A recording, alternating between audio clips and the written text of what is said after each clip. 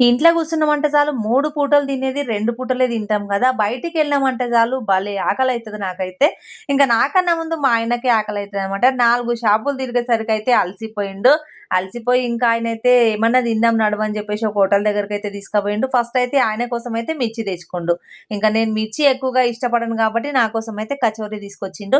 ఇంక నా ఆశ ఏందంటే నా ప్లేట్‌లో ఎన్నున్నా సరే గాని పక్కోళ్ళ ప్లేట్‌లకు తొంగి చూసినట్టు నా ప్లేట్‌లో కచోరీ నేను గమ్మున తినకుంటా మా ఆయన ప్లేట్‌లో ఉన్న మిర్చీల పైనైతే నా మనసు పడ్డదనమాట. ఇంక ఎట్లనో ఒక ముక్క తీసుకొనైతే తినేసిన. మెయిన్‌గొచ్చేసిందేంటంటే నేనైతే ఇలా ఏ ఐటెమ్ స్నాక్ ఐటెమ్ తిన్నా గాని నాకైతే దీంట్లో స్వీట్ సాస్ ఎక్కువగా ఉండాలి. స్వీట్ సాస్ అంటే చాలా ఇష్టం. ముఖ్యంగా ఇలా సాస్ కోసమే నేనైతే కచోరీ అయితే తీసుకుంటాను. ఇంక ఎట్టకేలకైతే కచోరీ టేస్ట్ మాత్రం చాలా బావుంది.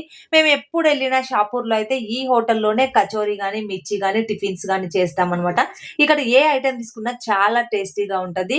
ఈచ్ వన్ వచ్చేసి మనకి 20 రూపీస్ పడతది గానీ, 20 రూపీస్ పోయినా పర్వాలేదు గానీ టేస్ట్ బావుంటది. ఇంకా నా ప్లేట్‌లో కచోరీ, మా ఆయన ప్లేట్‌లో మిర్చిలయితే ఖాళీ అయిపోయినాయి. ఇంకో ప్లేట్ తెద్దామనైతే మా ఆయన పోయిండు. అప్పటి వరకి సాస్ అయితే మిగిలిపోయింది కదా! అని చెప్పేసయితే తింటున్నా.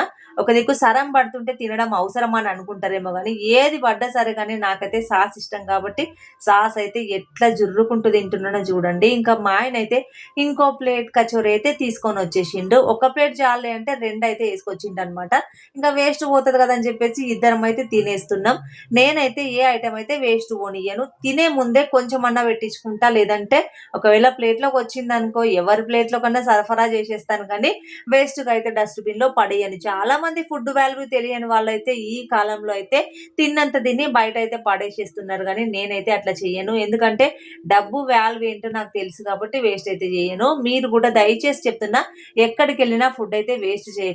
2 ముద్దలు తక్కువగా తిన్నా పర్వాలేదు గానీ, ఆకులో వేస్ట్ చేసి మాత్రం డస్ట్‌బిన్‌లో పడేయొద్దు.